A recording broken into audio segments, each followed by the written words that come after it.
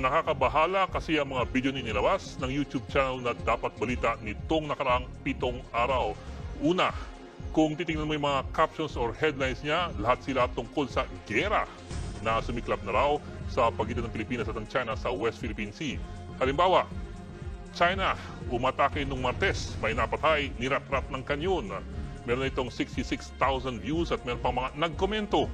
Meron ding China, pinasabugan ng Pilipinas, maraming sugatan, may 32,000 views na po ito. At ito pa, PBBM, dineklara na ang gera kontra China, meron ng 46,000 views. Hindi lang po yan, meron pang parang boses ng Pangulo na nagtatalumpati sa video. Pakinggan po natin yan sa video na ito. Lalaban na tayo sa China kapag patuloy pa nilang angkinin ang West Philippine Sea. Paimbestigahan ko din iyang si Duterte. Hindi diretsahang sinasabing ang Pangulo yun ang sasalita. Pero obvious na yun ang gustong palabasin dahil halos gayang-gayang boses na nag-uutos ng labanan. Lalaban na raw tayo at paimbestigan niya si dating Pangulong Duterte. Yun lang, ang boses na ito ay peke po. Walang anumang ganung talumpati ang Pangulo.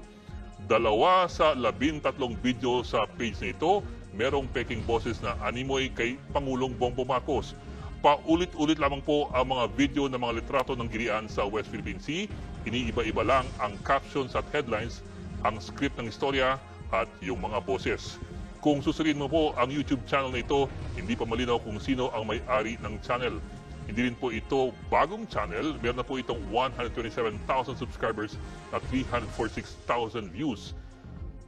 Kahit mabilis itong nakakakuha ng mga viewers. Pero ang laman lamang ngayon ng channel ay mga video na in-upload nito lamang nakarang linggo o last 7 days.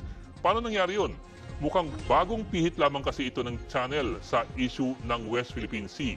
Ang focus dati ng channel na ito ay tungkol sa mga ayuda at benepisyo, kaya nga siguro ang dami ng followers. Sa kanyang about page, ginawa ito noong May 17, 2020 at ang focus ay tungkol sa mga SSS pensioners. Sa kanya namang Facebook page, meron na po itong 95,000 followers at 89,000 likes. Mapapansin mo ang URL ng kanyang Facebook, Ayuda sa PH. Ang mga luma niyang post ay tungkol nga sa ayuda. Pero gaano ba kahirap gumawa ng mga deepfake na boses lamang? Ganito na lang po. Sa mabilisang pag-google, nakahanap kami ng kagad ng website na nag-aalok hindi lamang po ng deepfake voices pero pati ang boses ng ama ni PBBM, si Ferdinand Marcos Sr. Hindi na po namin papakita sa inyo yung website mismo. Pero isang pagsalitain o pakantahin sa website. Tinanong namin ng DICT kung ano ang magagawa nila sa ganitong mga deepfakes. Wala raw. Pwede lang daw nilang kausapin ang mga social media platforms na i-down ang mga video na may deepfake. Pero po kung tutusin, meron naman. Sa Article 154 ng Revised Penal Code, merong batas laban sa false news. Minsan nga, ginagamit pa ito ng gobyerno laban sa mga kritiko nito.